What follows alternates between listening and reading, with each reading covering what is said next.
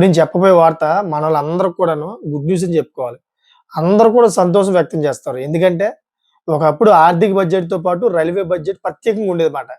అప్పట్లో railway budget కోసం దేశవ్యాప్తంగా సామాన్యుల నుంచి బడా రాజకీయ నాయకులు ఎదురు చూసేవారు. సో, రైల్వే మంత్రి ఏ రాష్ట్రానికి చెందినవారైతే, ఆ రాష్ట్రానికి ఎక్కువ రైలుతో పాటు కొత్త రైల్వే లైన్‌లు సదుపాయాలు కల్పించేవారు. కేంద్రంలో 2014లో నరేంద్ర మోడీ సర్కార్ అధికారంలోకి వచ్చిన తర్వాత 93 ఏళ్లుగా సాగుతున్న సాంప్రదాయాన్ని చరమగీతం పాడేశారు బీజేపీ వాళ్ళు. అంతేకాదు రైల్వేను కూడా సాధారణ బడ్జెట్‌లో భాగంగా చేసేశారు వీళ్ళు. ఈ ఏడాది ఫిబ్రవరి 1న నిర్మలమ్మ ప్రకటించిన బడ్జెట్‌లో కేంద్రం తాజాగా రైల్వేకు అధిక ప్రాధాన్యత ఇచ్చారు. సో, అన్ని ప్రాంతాలకు సమతులంగా అయితే ఉండే విధంగా రైల్వే బడ్జెట్ కూర్పు జరిగినట్టు కూడా విశ్లేషకులు చెబుతా ఉన్నారు.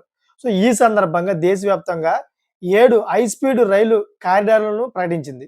అందులో హైదరాబాద్‌కు 3 హై స్పీడ్ రైల్వే కారిడార్‌లు ఉండడం విశేషం. ఒక రకంగా మరి శుభవార్తని చెప్పుకోవాలి కదా! 7లో మనకి 3 వచ్చేసినాయి అంటే మామూలు విషయం కాదు. అంతే కాకుండా ఈ 3 కారిడార్‌లు ఏపీ గుండా వెళ్ళే అవకాశం ఉందని చెప్తా ఉన్నారు.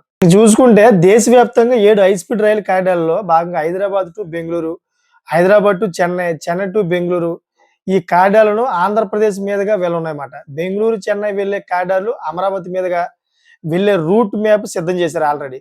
అటు Chennai, Bengaluru high speed corridor Chittoor మీదుగా వెళ్ళనుందని ఆల్రెడీ లైన్ క్లియర్ చేశారు.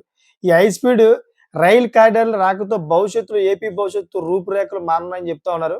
సో, రాష్ట్ర రాజధాని అమరావతికి కనెక్టివిటీ మరింత పెరిగేలాగా అయితే హై స్పీడ్ రైలు కారిడార్ ఉండబోతుందని చెప్తా ఉన్నారు. సో, ఈ క్రమంలో ఏపీ సీఎం చంద్రబాబు మరో కీలక ప్రతిపాదన చేశారన్నమాట. బెంగుళూరు, చెన్నై హై స్పీడ్ కారిడార్‌కు సంబంధించి చిత్తూరు, తిరుపతి మధ్య 75 కిలోమీటర్ల వ్యూహాత్మక కనెక్టివిటీ ఇవ్వాలని సూచించినట్టు కూడా సమాచారం అవుతుంది. దీనివల్ల అయితే మన ఆంధ్రప్రదేశ్‌కి ఇంకా హైప్ పెరిగే అవకాశం ఉంది. అంతేకాకుండా చిత్తూరు, తిరుపతి మధ్య కనెక్టివిటీ ఇస్తే అది బెంగుళూరు, అమరావతి కారిడార్‌కు ఎంతో మేలు చేస్తుందని దక్షిణ మధ్య railway general manager Sanjay Kumar శ్రీవాస్తవకు ఏపీ సీఎం చంద్రబాబు సలహా ఇచ్చారంట. దీనివల్ల అమరావతి, బెంగుళూరు మధ్య కనెక్టివిటీ ఏర్పడుతుందన్నారు. దీనివల్ల బెంగుళూరు, అమరావతి మధ్య బుల్లెట్ రైలు కూడా అందుబాటులోకి వచ్చే అవకాశాలు ఉన్నాయన్నారు. బెంగుళూరు నుంచి చిత్తూరు మీదుగా అమరావతికి బుల్లెట్ రైలు నడపనుంది.